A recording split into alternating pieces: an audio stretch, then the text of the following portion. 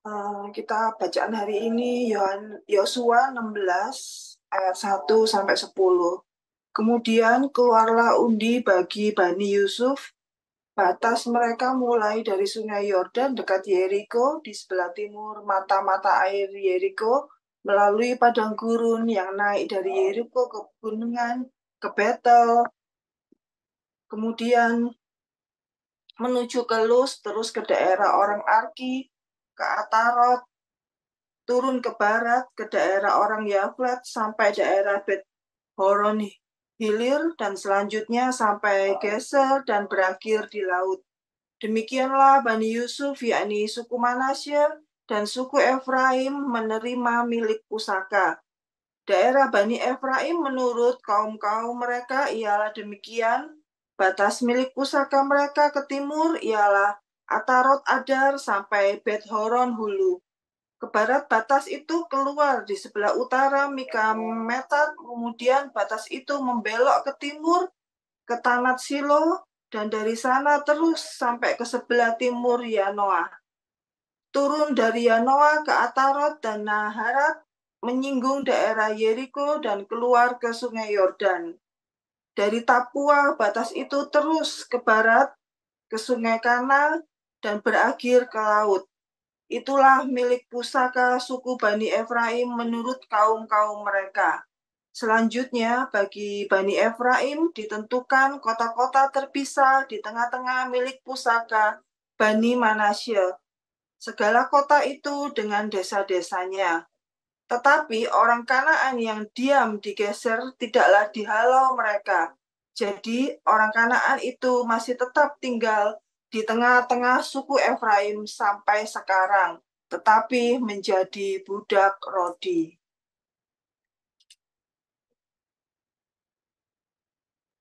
Bahkan kurus.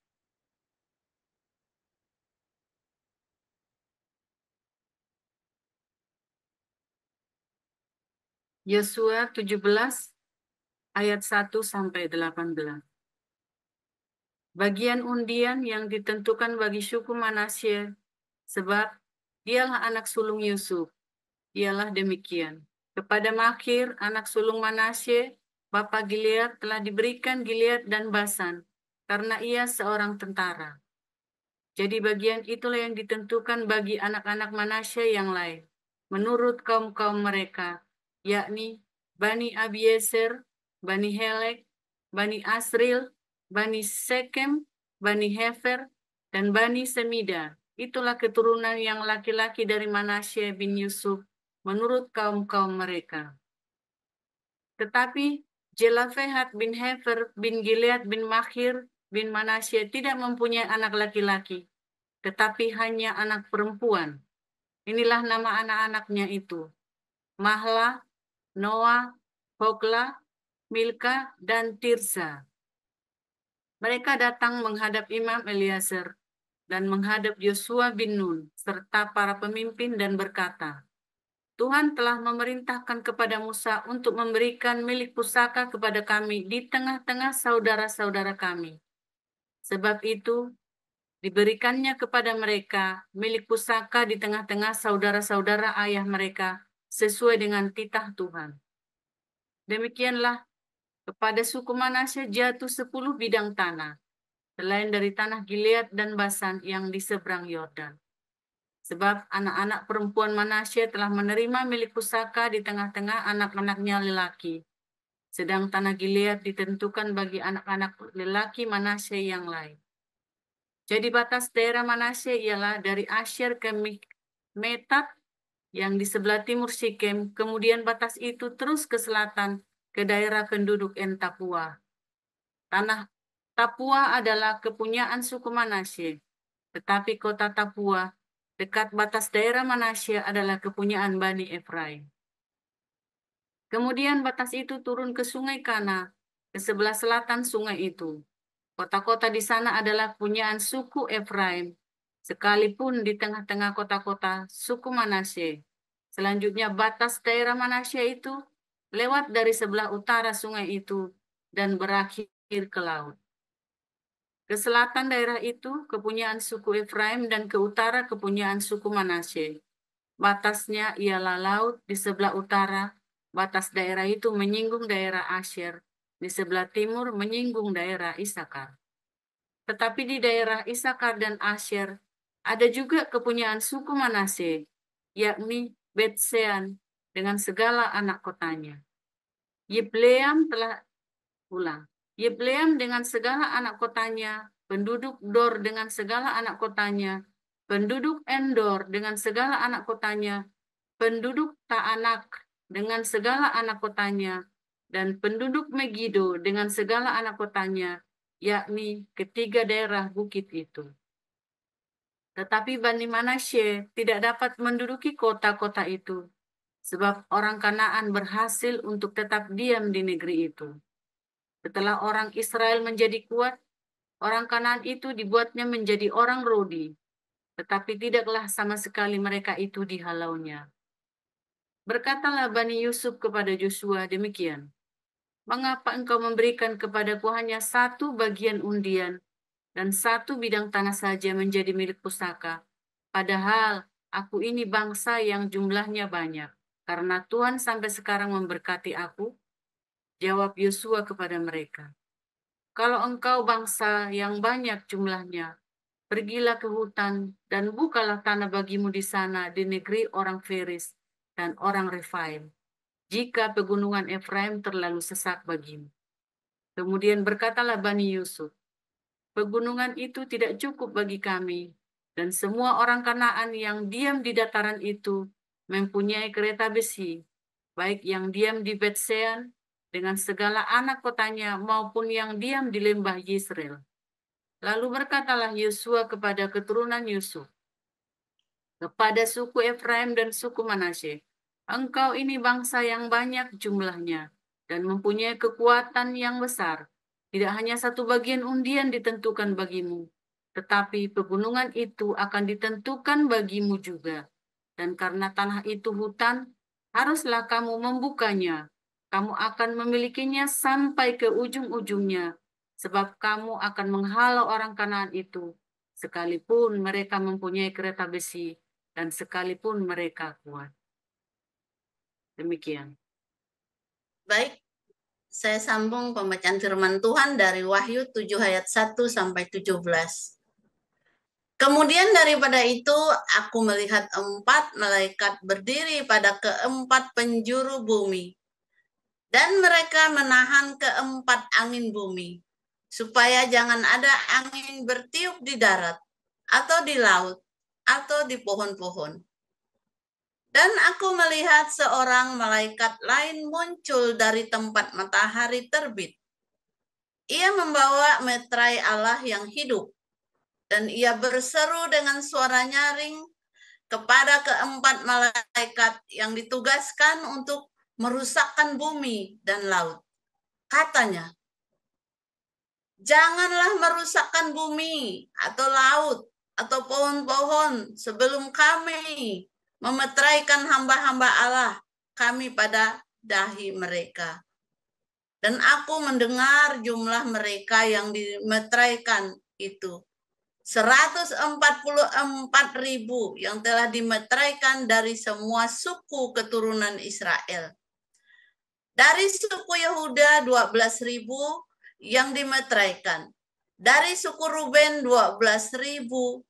Dari suku Gad 12.000. Dari suku Aser 12.000. Dari suku Naftali 12.000. Dari suku Manase 12.000. Dari suku Simeon 12.000. Dari suku Lewi 12.000. Dari suku Isakar 12.000. Dari suku Jebulun 12.000. Dari suku Yusuf 12.000. Dari suku Benyamin 12.000. Kemudian daripada itu aku melihat sesungguhnya suatu kumpulan besar orang banyak yang tidak dapat terhitung banyaknya, dari segala bangsa dan suku dan kaum dan bahasa, berdiri di hadapan tahta dan di hadapan Anak Domba, memakai jubah putih dan memegang daun-daun palem di tangan mereka. Dan dengan suara nyaring mereka berseru, keselamatan bagi Allah kami yang duduk di atas tahta dan bagi anak domba. Dan semua malaikat berdiri mengelilingi tahta dan tua-tua dan keempat makhluk itu. Mereka tersungkur di hadapan tahta itu dan menyembah Allah sambil berkata, amin. Puji-pujian dan kemuliaan dan hikmat dan syukur dan hormat dan kekuatan dan kekuasaan dan kekuatan bagi Allah kita sampai selama-lamanya. Amin. Dan seorang dari antara tua-tua itu berkata kepadaku, siapakah mereka yang memakai jubah putih itu? Dan dari manakah mereka datang? Maka kataku kepadanya, Tuanku, Tuan, mengetahuinya. Lalu ia berkata kepadaku, mereka ini adalah orang-orang yang keluar dari kesusahan yang besar. Dan mereka telah mencuci jubah mereka dan membuatnya putih di dalam darah anak domba. Karena itu, mereka berdiri di hadapan tahta Allah dan melayani dia siang malam di bait sucinya. Dan ia yang duduk di atas tahta itu akan membentangkan kemahnya di atas mereka. Mereka tidak akan menderita lapar dan dahaga lagi. Dan matahari atau panas terik tidak akan menimpa mereka lagi. Sebab anak domba yang di tengah-tengah tahta itu akan mengembalakan mereka dan akan menuntun mereka ke mata air kehidupan. Dan Allah akan menghapus segala air mata dari mata mereka. Demikian pembacaan firman Tuhan. Terima kasih. Sisa-sisa. Ya, terima kasih Bu Lindawati, Bu Ros, dan Bu Lucy. Baik, renungan firman Tuhan yang pagi ini berjudul Suku yang Terhilang, yang akan disampaikan oleh Pastor Joseph Paulzang. Silakan, Pastor.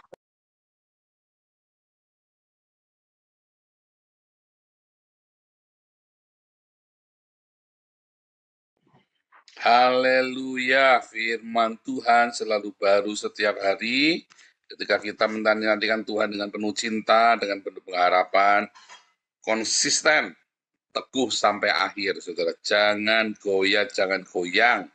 Kalau kamu goyang, resiko tanggung sendiri, ya. Karena ketika kita ikut Yesus, dan Anda sedang di dalam topan badai hidupmu, kamu itu seperti berjalan di atas air loh, Petrus itu loh. Begitu imanmu goyang, kamu tenggelam, saudara. Ya, tapi kalau kamu tetap teguh, setia, apa yang terjadi, Tuhan akan tuntaskan hidupmu, saudara. Dan kamu akan meluap dengan kebahagiaan, ya. Aku menang bersama Yesus Tuhan, aku menang di dalam peperangan. Wah, saya mah nyanyi itu mah gegap gembita, saudara ya. Kalau Anda enggak gitu, terserah kamu. Kalau saya mah puas nyanyinya ya. Ku menang bersama Yesus Tuhan. Nah, kalau Anda enggak menang, ya terserah. Kalau saya mah menang, saudara ya. Puas. Ya, di dalam kemenangan itu ada ucapan syukur yang luar biasa sama Tuhan. Dan aduh, saudara merasakan pertolongan Tuhan yang luar biasa. Dan Anda tidak akan susah ngajari anak Anda tentang Tuhan. Mengapa? Anakmu lihat, kamu menang. Dia akan jadi teladan. Dia ingat-ingat, saudara. Dia ingat-ingat, oh Anda baru kasih kekiran sedikit sama suamimu dan minta cerai. Kamu baru kekiran sedikit sama bosmu udah minta keluar. Ya tidak menang, saudara. Kamu baru dalam tekanan sedikit aja, utang sana, utang sini. Ya kan? Oke, saudara, menang. Belajar, saudara ya. Jangan takut. Jangan takut di dalam pencobaan. Ya, paling mati. Loh, kok paling mati? Padahal iya sih maunya apa? Saudara, enak aja lu. Paling mati, saudara. Kan mati kan sudah percaya Yesus ketemu Tuhan. Bukan ketemu bidadari ya, ketemu Tuhan, saudara ya. Kalau ketemu bidadari, nggak usah mati, kamu pergi kali jodoh banyak bidadari di sana, saudara. Nggak usah nunggu mati, ini kadang-kadang ya. Tetangganya Bulusi yang di Indonesia juga mau ketemu bidadari aja datang mati dulu. On, saudara ya, saya dulu mau ketemu bidadari, saya pergi ke Alexis, saudara. On juga nih tetangganya Bulusi di Indonesia. Aduh, untung Bulusi udah nggak di Indonesia lagi ya.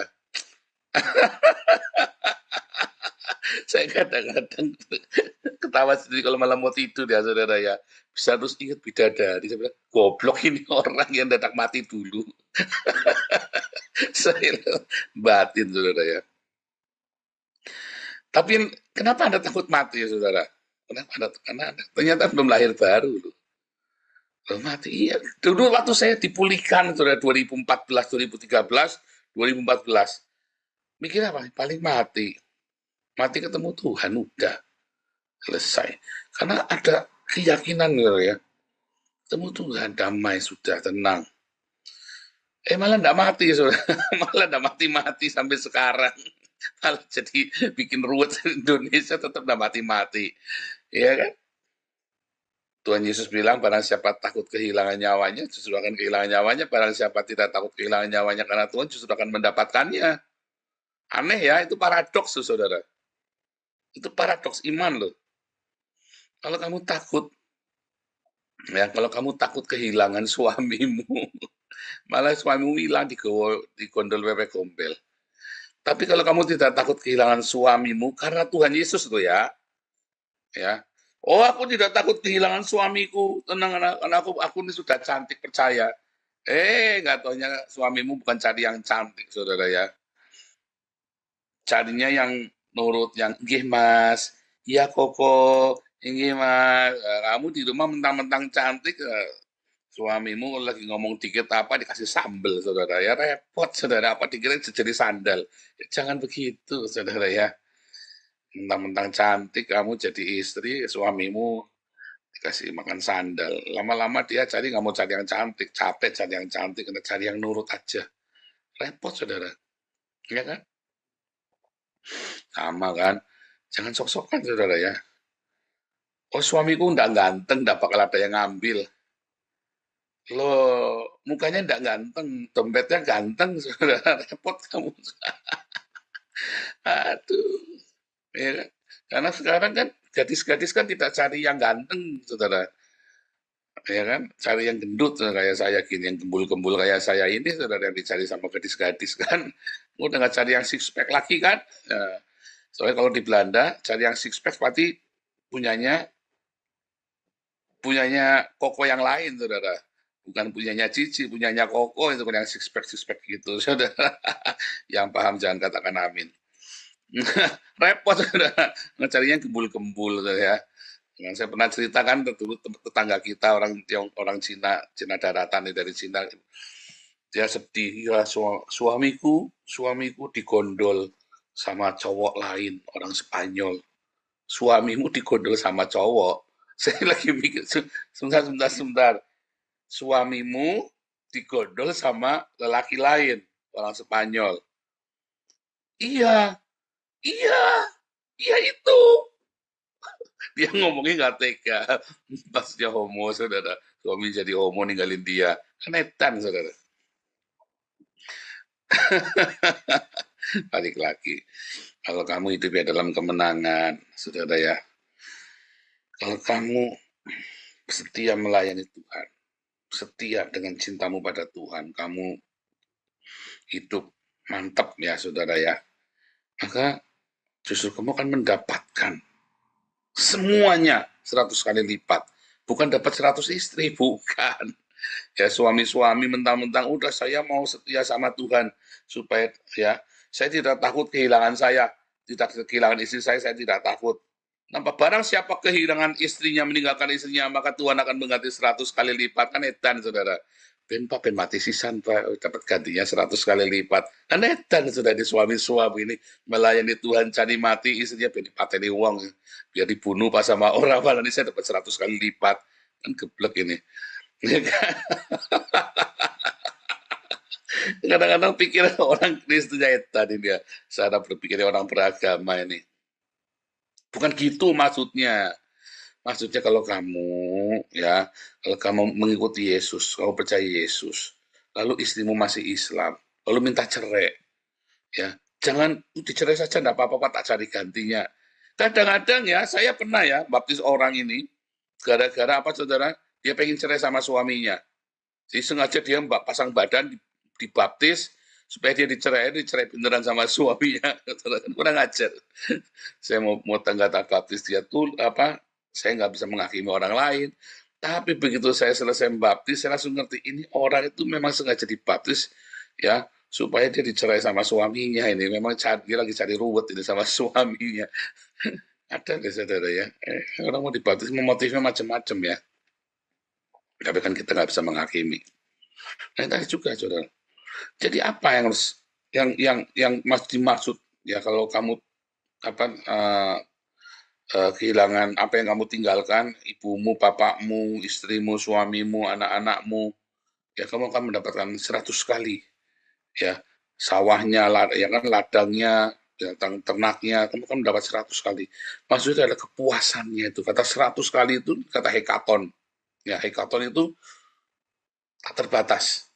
Ya, hekaton ya, infinite. Artinya kamu tak terbatas, saudara. Kamu kan mendapat kepuasan yang lebih. Kebahagiaan apa bersama dengan suamimu? Kamu kan dapat yang lebih, saudara. Barang siapa membenci, ya maka membenci ibu bapaknya, istrinya, suaminya, anak-anaknya. Maksudnya, kamu jangan lagi cinta itu tadi, cinta yang fana, tapi cintamu itu harus cintanya Tuhan Yesus. Kasihilah. Ya, musuh dari semua orang adalah seisi rumahnya. Tetapi kasihilah musuhmu, kata Tuhan Yesus ya. Itu 2 ayat, jadi 1, jangan bingung ya. Saudara, ada kejahatan, ya, suku Dan. Ya, suku Dan itu ya pernah bikin satu pelanggaran besar, saudara ya, yaitu dalam masalah penyembahan berhala, saudara ya. Suku Dan ini terkenal sekali penyembah berhala yang luar biasa. Sehingga nanti di akhir zaman, suku Dan itu tidak akan dikumpulkan tidak akan dikumpulkan bersama dengan suku Israel yang hilang lainnya, saudara ya. Tetapi suku Yusuf ada 2, Efraim dan Manasye. Efraim ini disebutnya Yusuf. Kalau tadi Anda baca dalam Wahyu 7 itu, Yusuf yang dimaksud adalah Efraim. Karena Efraim itu sering disebut nama Yusuf. Lalu ada Manasye ya. Efraim dan Manasye, Efraim itu sering disebut dengan Yusuf. Makanya Anda tadi 12 suku Israel, 144.000 orang kudus, Anda tidak akan menemukan suku Efraim, tapi Anda menemukannya Yusuf dan Manasye. Ya, karena Yusuf adalah Efraim. Dan Anda tidak akan menemukan suku Dan, karena suku Dan itu pernah bikin penyembahan berhala yang luar biasa jahatnya, saudara.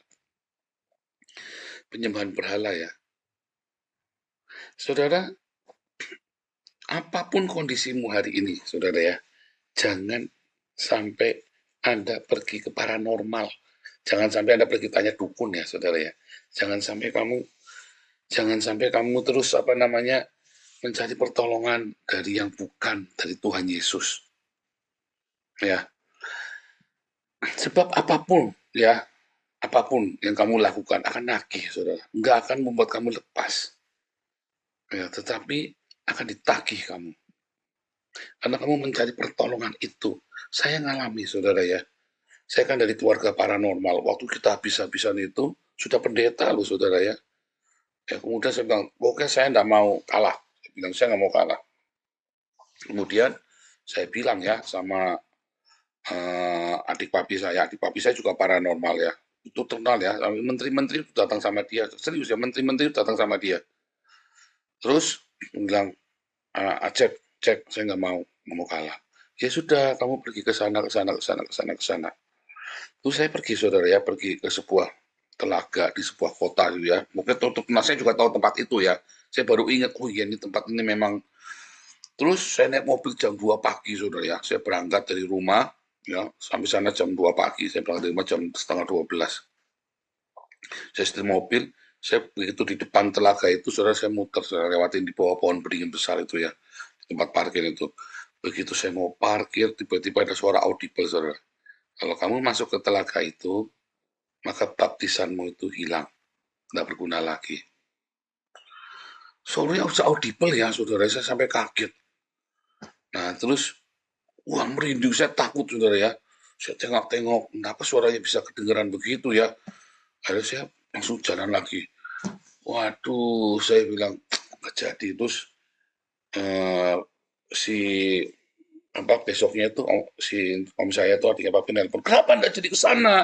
Aku dengar suara, katanya kalau kamu masuk sana, nanti baptisan pun nanti gugur. Oh, itu godaan itu, harusnya kamu nggak usah dengerin. Kamu masuk, nanti pasti kamu menang lawan musuh-musuhnya kamu. Saya bilang, wah, nggak tahu lah, nggak berani, soalnya sudah suaranya kedengaran sekali. Katanya nanti saya baptisannya nanti nggak berguna lagi selamanya. Terus saya pernah, karena saya dengan istri beda 3 tahun, Jiong, ya, orang Cina bilang Jiong. Maka saya sama istri, ya, kita pergi ya, pernah ke Kelenteng itu ya, saya pergi ke Kelenteng, kita ngobrol-ngobrol, itu ada orang saktinya lah di sana ya. Oh, kamu nih harusnya begini, di Ciswa. Ciswa itu diberkati lagi, saudara ya, diberkati lagi di Kelenteng. Terus, oke, saya kasih buat semua upacaranya ya, saudara, 750.000 rupiah waktu itu ya. Terus, dia kasih 500.000, tapi saya kasih 750 ya. Terus, saya beli baju baru, semua sosial syarat ya. Besoknya saya mau ke Kelenteng, malamnya saya ngimpi, saudara. Saya ngimpi, saya lagi maju ke pelaminan dengan istri saya, tapi pelaminan yang najis, saudara ya. Pokoknya dalam itu saya nggak tahu najis seperti apa, pokoknya itu saya tahu itu pelaminan yang najis. Saya pergi ke pelaminan yang najis itu saya bangun, saudara. Dan di dalam pelaminan itu saya cuma melihat banyak sekali kelinci, saudara. Kelinci itu simbol seks bebas yang luar biasa ya. Playboy itu loh, saudara. Kelinci itu makanya simbolnya playboy kan kelinci kan. Nah, tukang kawin itu, tukang anak gitu ya. Nah, lalu apa yang terjadi, saudara? Saya nggak jadi, saudara ya. Karena saya melihat kenajisan. Saya nggak jadi, saudara. Waduh, waktu itu saya belum dipulihkan ya. Waktu itu sebelum 2013, sorry, itu masih 2012, sorry, masih 2012. Nah, terus, wah, saya sudah sempat mau jadi Islam segala macam ya, saudara. Karena sakit kepahitan sekali sama gereja, kepahitan sama beberapa pendeta. Ya, tetapi, saudara, karena saya pernah lahir baru, ya, Roh Kudus ngomong. Dan saya waktu itu nurut, saudara ya. Kenapa? Begitu sudah mau ngelangkah masuk ke kolam, nggak jadi. Ketika saya sudah bayar itu yang buat siswa pernikahan itu ya. Saya sudah bayar, nggak jadi, saudara. Untung saya nggak jadi. Nah, terus ada sahabat keluarga kami, saudara ya. Wah, yang aneh-aneh sudah jalani. Sahabat keluarga kami itu benar-benar paranormal juga ya. Kita tuh hidupnya penuh dengan paranormal ya. Tapi saya juga paranormal soalnya. Terus dia kasih air, ini diminum airnya. Nah, terus saya kan sudah melewati 2 tadi ya, siswa nggak jadi, mau ke itu juga nggak jadi, ke telaga juga nggak jadi. Lalu tiba-tiba airnya di meja, saya bilang, jangan. Saya bilang, saya sampai dredeg gitu, jangan. Terus tak buang airnya di depan rumah, saudara. Dan saya benar-benar habis bangkrut, kolaps habis-habisan. Bahkan anak tuh sudah naik taksi pergi, saudara. Saya kejar itu taksinya, saudara. Keprok-keprok. Saya sudah ngalami, saudara ya, yang begitu mengerikan seperti itu. Ya, kasih aku kesempatan lagi, jangan pergi. Aku bilang begitu ya. Terus 2014 itu ya, terus saya puasa terus, saudara ya. Saya doa puasa. Habis saya doa puasa, saudara, yang terjadi apa, saudara? Yang terjadi saya doa puasa. Nggak usah pakai macam-macam. Tiba-tiba anak ikut ya, berapa bulan kemudian anak ikut puasa, saudara. Karena mungkin kasihan saya puasa sendirian, dia nemenin. Atau mungkin karena memang nggak ada beras di rumah. Jadi dia ikut puasa. Bisa jadi, saudara, saya nggak ngerti deh. Pokoknya dia ikut puasa. Jadi kita puasa sama-sama setahun. Makan satu hari cuma satu kali. 24 jam makan cuma sekali. Apa yang terjadi, saudara? Tiba-tiba setahun. Kita puasa sambil bertengkar ya, sambil berantem, saudara. Saya puasa itu sambil bertengkar. Wah, kalau kita bertengkar, mana bawa pisau, saudara. 5. Bawa pisaunya 5, saudara. Ngeri, saudara ya. Wah. Terus kita puasa sama-sama. Sambil bertengkar, sambil puasa. Setahun kemudian, 2 tahun, nggak tahu kenapa ujuk-ujuk kita nggak pernah bertengkar lagi, saudara. Ya adem aja begitu, tiba-tiba adem aja rumahnya. Ya, saudara bertahan ya, saudara bertahan. Jangan kamu lari kemana-mana. Sekali kamu belok, nanti kayak Hani Kristianto nggak bisa balik. Saya sudah sempat jadi Islam ya. Kurang seminggu saya temu syahadat jadi Islam. Tiba-tiba Tuhan Yesus datang di kamar saya. Kurang seminggu mau syahadat tuh, saudara. Tuhan Yesus datang di kamar saya. Saudara, apapun kondisimu, bertahan sampai akhir.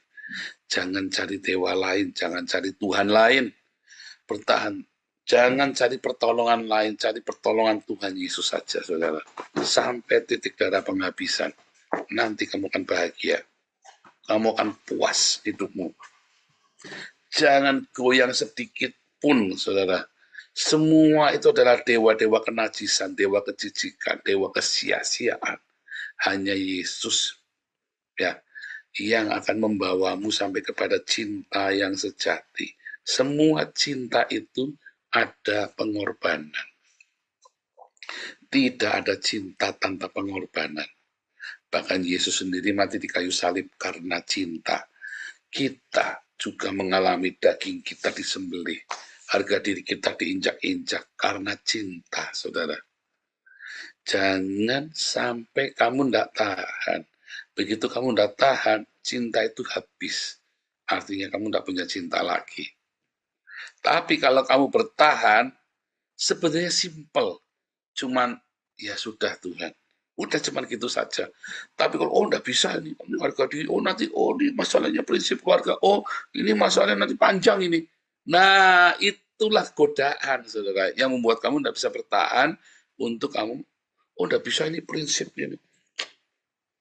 Akhirnya Anda keluar dari yayasan, dari komunitas kita. Saya sedih ya kalau ada yang keluarnya orang ini nggak bikin salah. Tapi gara-gara prinsip, saudara ya. Padahal orang ini tidak salah. Saya sedih sekali. Orang ini baik sekali dan ini orang hebat. Saya bilang ini orang hebat sekali. Berdedikasi sekali. Ya.